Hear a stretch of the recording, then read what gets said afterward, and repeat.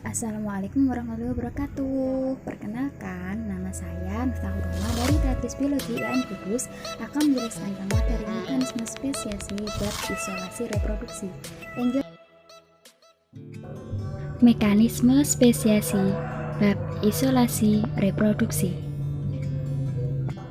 Isolasi reproduksi merupakan peristiwa atau kondisi yang menjadi penghalang antar spesies untuk melakukan perkawinan. Sekarang pembagian isolasi reproduksi ada 6. Yang pertama ada isolasi habitat, yang kedua isolasi perilaku, yang ketiga isolasi temporal, yang keempat isolasi mekanis, yang kelima isolasi gametik, yang keenam isolasi paskazigotik kemampuan. Nah, kalian penasaran kan apa sih pengertian dari macam-macam isolasi reproduksi?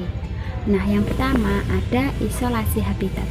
Isolasi habitat terjadi karena perbedaan habitat yang menjadikan dua spesies terhalang untuk melakukan perkawinan. Contoh di atas itu ada dua katak yang habitatnya berbeda. Kemungkinan keduanya tidak dapat melangsungkan perkawinan. Misalnya Buffa fowleri atau katak darat dan Bufo americanus katak yang hidup di air. Yang kedua ada isolasi temporal. Isolasi temporal terjadi karena masa pematangan kelamin yang berbeda sehingga mempengaruhi waktu kawin yang berbeda. Contohnya terjadi pada spesies Spilogale putorius dan Spilogale gracilis. Keduanya tidak akan melakukan fertilisasi silang karena Spilogale putorius melakukan kawin pada pengunjung musim dingin, sedangkan Spilogale gracilis pada pengunjung musim panas, maka tidak akan terjadi fertilisasi. Yang ketiga ada isolasi perilaku. Isolasi perilaku terdapat mekanisme percumbuan yang dilakukan untuk menarik pasangan yang diperlihatkan melalui perilaku yang dirasa unik bagi suatu spesies dinilai sebagai penghalang reproduksi yang efektif bahkan pada spesies yang memiliki kekerabatan dekat.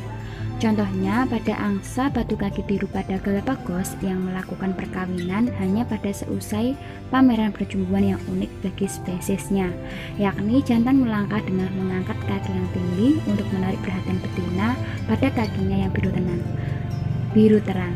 Unik sekali ya. Yang keempat ada isolasi mekanis. Isolasi mekanis ini terjadi karena perkawinan menjadi terhalang karena akibat perbedaan morfologis. Contohnya ada dua spesies siput yang bergenus Bradybaena memiliki arah cangkang yang mengulir berlawanan, sehingga bukaan genital pada siput menjadi tidak sejajar yang menyebabkan tidak tuntasnya perkawinan. Mungkin yang dimaksud tidak berlawanan ini kan cangkangnya itu tidak sama dengan yang betina, jadi itu membuat mereka susah dalam melakukan perkawinan. Isolasi gametik. Isolasi gametik terjadi karena spesies tidak mampu membuahi sel telur dari spesies lain. Contohnya yaitu pada bulu babi, yaitu gamet yang dilakukan oleh bulu babi berwarna merah dan ungu tidak dapat melakukan fusi fertilisasi karena terhalang oleh isolasi gametik. Nah, komposisi biokimiawi menjadi penghalang sperma dapat membuahi sel-sel telur seperti spesies yang memiliki fertilisasi secara eksternal.